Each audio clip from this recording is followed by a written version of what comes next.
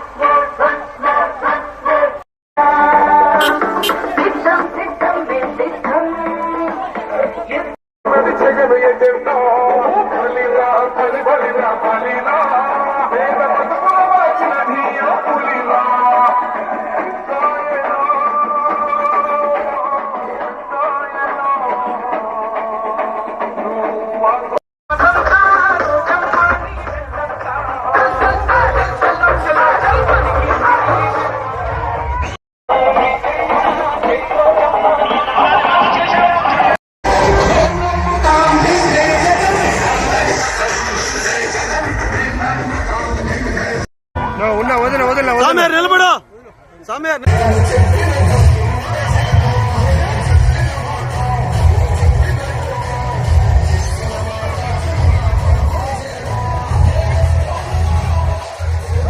జరిగిపోయే ఎన్నికల్లో ప్రచార భాగంగా ఈ రోజు మీ కాలనీకి రావడం జరిగింది.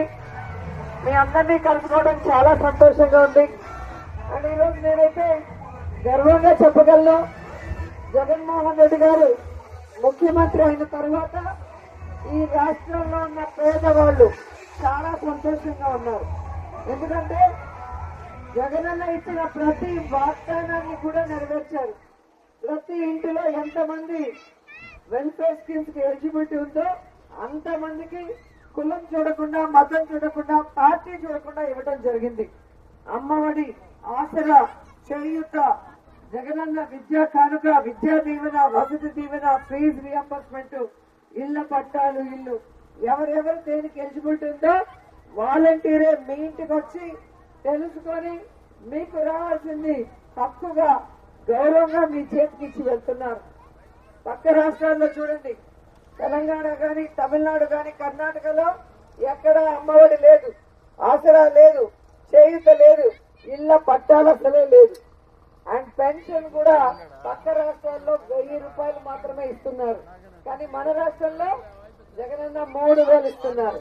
ఇలా ప్రతి ఇంటికి పేదరికాన్ని దూరం చేస్తూ అనేక సంక్షేమ పథకాలు ఇవ్వటమే కాకుండా పేద విద్యార్థులు చక్కగా చదువుకుని ఎదగటానికి స్కూల్స్ ని నాడు నేడు కింద రెనోవేట్ చేశారు. బుక్స్ ఇచ్చారు, యూనిఫామ్ ఇచ్చారు, ఫుడ్ ఇచ్చారు, అలాగే ఇంగ్లీష్ మీడియం ఇచ్చారు, సిబిఎస్ సిలబస్ ఇచ్చారు, బైజూస్ కంటెంట్ తో ట్యాబ్స్ ఇచ్చారు. అలాగే ఆరోగ్య సురక్ష ద్వారా ఇంటింటికి మెడికల్ టెస్ట్ చేయించి బాగాలేని వాళ్ళకి మెడిసిన్స్ ఇచ్చారు. ఆపరేషన్స్ చేయవలసిన వాళ్ళకి ఫ్రీ ఆఫ్ కాస్ట్ ఆపరేషన్స్ చేసుకునే విధంగా ఆరోగ్యశ్రీ కార్డ్ ని 5 లక్షల నుంచి 25 లక్షలకి ప్రతి కుటుంబానికి ఇవ్వడం